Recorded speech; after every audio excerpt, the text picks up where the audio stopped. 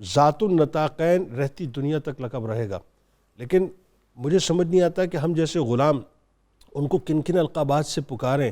واللہ باللہ تاللہ میں آپ کو بتاؤں مجھے نہیں سمجھ آتا، کیونکہ ایک موقع تو یہ ہے جو آپ دیکھ رہی ہیں کہ اپنے بیٹے کو جو ہے وہ اپنے شہادت گاہ کی طرف روانہ کر رہی ہیں. پھر ایک اور موقع ہے کہ وہ جو ظالم و جابر جب آپ کے سامنے آ کے کھڑا ہوا ہے، اس کی ظلم و ستم، اس کی گستاخیاں جو شروع ہوئی ہیں، جو طنز آپ پہ کرتا تھا وہ معاذ اللہ، آپ نے جس استقامت کا ثبوت دیا ہے، اور پھر وہ آپ کی ظاہر دعا بھی تھی.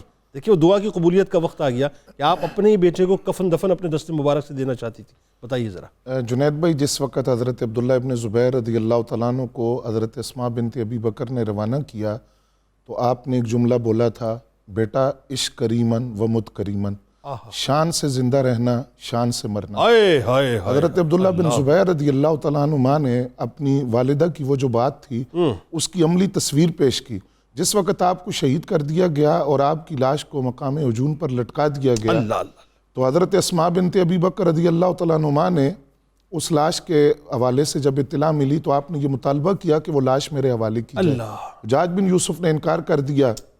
دوسرے یا تیسرے دن حضرت عبداللہ ابن عمر رضی اللہ تعالیٰ عنہ وہاں سے گزرے تو آپ نے اس لاش کے قریب کھڑے ہو کر یہ جملے ارشاد فرمائے کہ اے عبداللہ بن زبیر، تم بڑے نمازی تھے، تم بڑے روزے دار تھے، تم بڑے صلہ رحمی کرنے والے تھے. حضرت اسماء بنت ابی بکر رضی اللہ تعالیٰ عنہ نے جب یہ مطالبہ کیا تو حجاج بن یوسف نے بڑے نازیبہ کلمات بھی کہے اور بڑے توہین آمیز سلوک بھی کیا. 3 دن تک یہ لاش اس مقام پر لٹکتی رہی اور پھر بعد روایات میں ہے کہ یہودیوں کے قبرستان میں اس لاش کو رکھ دیا گیا. معاذ اللہ، بلکہ قطع کلام کی معذرت، یہ کنورزیشن کے دوران ہی حضرت اسماء بنت ابی بکر رضی اللہ تعالیٰ عنہ نے وہ بھی اسے یاد دلایا تھا کہ تو وہی ہے نا جو میرے بیٹے پہ طنز کرتا تھا کہ میں ابن ذات النطاقین. ہاں بتائیے ذرا. وہ اس نے آپ کو پیغام بھیجا کہ آپ میرے پاس آئیں ورنہ میں آپ کو بالوں سے پکڑ کر معاذ اللہ. اتنی جرت تھی آپ کے اندر.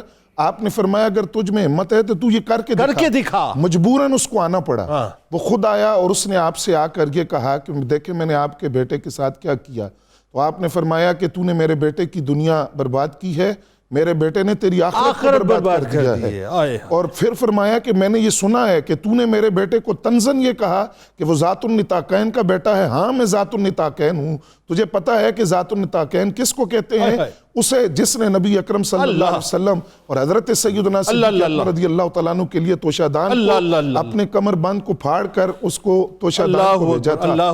تو آپ نے حجاج بن یوسف کے ساتھ بڑی اس ہمت کے ساتھ جواب دیا. حجاج بن یوسف جب چلا گیا اور حضرت عبداللہ بن زبیر رضی اللہ تعالیٰ عنہ کی لاش کو واپس دینے سے انکار کیا تو اب 2 روایات ہیں. ایک یہ ہے کہ آپ کے بھائی حضرت عروہ بن زبیر وہاں موجود تھے، وہ عبد الملک کے پاس گئے، اور دوسرا یہ ہے کہ آپ نے خود پیغام بھیجا عبد الملک بن مروان کو کہ میرے بیٹے کی لاش میرے حوالے کی جائے. اب حضرت اسماء بنت ابی بکر رضی اللہ تعالیٰ عنہ نے جب یہ پیغام بھیجا تو عبد الملک بن مروان نے حجاج بن یوسف کو خط لکھا کہ یہ لاش جو ہے فوراً اس ماں کے حوالے کی جائے.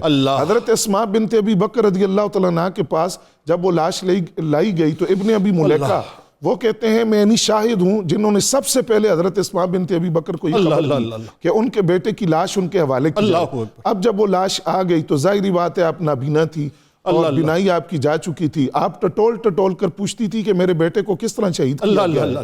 جب وہ حضرت عبداللہ بن زبیر رضی اللہ تعالیٰ عنہ کا جست اطہر آپ کے پاس پہنچ گیا، اس کو غسل دیا گیا، خوشبو لگایا گیا. سر یہ بھی تو بتائیے وہ ٹکڑوں میں جو بکھر چکا تھا، جس میں اثر ٹکڑوں میں بکھر چکا تھا. جس عضو کو دھونے لگا یا جس اس کو پکڑا جاتا وہ جسم سے جدا ہو جاتا.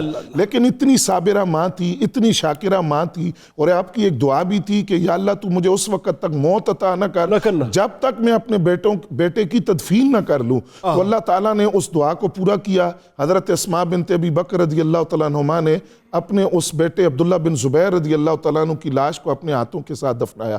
یہاں حجاج بن یوسف نے ایک جملہ بھی بولا، جس وقت آپ اپنے بیٹے کی لاش دیکھنے کے لیے مقام ہجون کی طرف گئی تو حجاج بن یوسف نے کہا، امی کا لفظ بولا کہ میری ماں آ گئی. تو آپ نے بڑے جرت مندانہ انداز سے کہا، فرمایا میں تیری ماں نہیں ہوں، میں اس کی ماں ہوں جس کی لاش سولی پر لٹک رہی ہے اور جس نے سینے پر وار کھا کر عشق کریمن و مت کریمن کی عملی تصویر پیش کی ہے.